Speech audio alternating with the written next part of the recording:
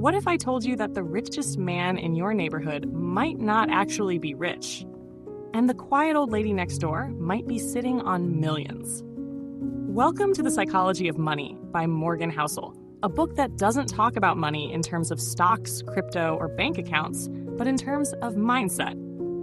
In the first few pages, Housel throws this line at us.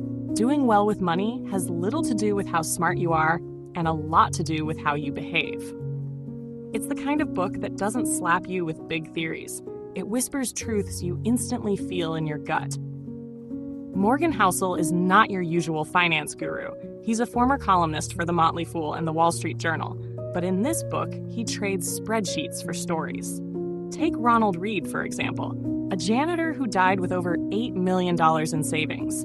Not because he won the lottery, but because he lived below his means and invested steadily. Contrast that with Jesse Livermore, a market legend who made millions in the 1929 crash and ended his life in debt and despair. These aren't just case studies, they're lessons wrapped in emotion. One of the most quoted ideas from the book is this: wealth is what you don't see. That shiny car? That's spending, not saving. That big house? Maybe debt. Real wealth is invisible. It's the money people don't spend. Housel keeps bringing us back to this point. Being rich is temporary, but being wealthy, having the freedom to do what you want with your time, is the real goal. That message hits hard in a world obsessed with showing off. On Reddit, a top-voted comment said, "I read this book on a flight, and by the time I landed, I had deleted 3 shopping apps from my phone." Another core idea is the power of compounding, and not just in your bank account, but in your habits. Housel says, our minds are not built to handle long-term thinking, but compounding only works if you let it run for decades. The best example? Warren Buffett. Almost all of Buffett's wealth came after his 50s, not because of magic, just time and patience. There's even a chart in the book that shows Buffett's wealth curve, and it looks like a flat line that suddenly explodes upward. On Amazon, one reviewer wrote, "This should be required reading in schools. I gave it to my teenage son and my retired dad. Both loved it."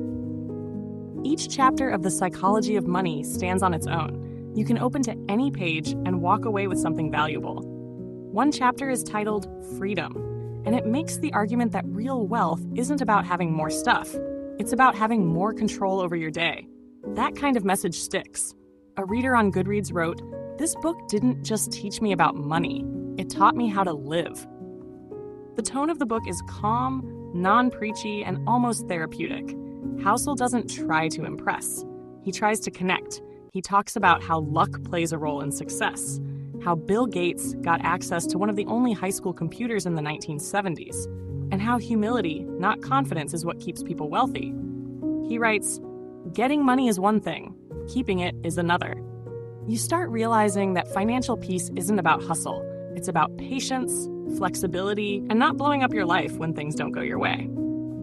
Of course, some critics say the book repeats itself or that it leans too much on anecdotes. And yes, it's not a how-to manual. It doesn't tell you where to invest or what stocks to buy, but that's not its purpose. It's trying to change how you think, how you make decisions. And in that, it succeeds brilliantly. As one YouTube comment put it, "This book didn't give me financial advice. It gave me emotional clarity." So if you've ever stressed about money, envied others, or made a purchase you instantly regretted, The Psychology of Money is like a soft reset button. It doesn't tell you what to do. It shows you how to think. And that may be the most powerful financial move of all.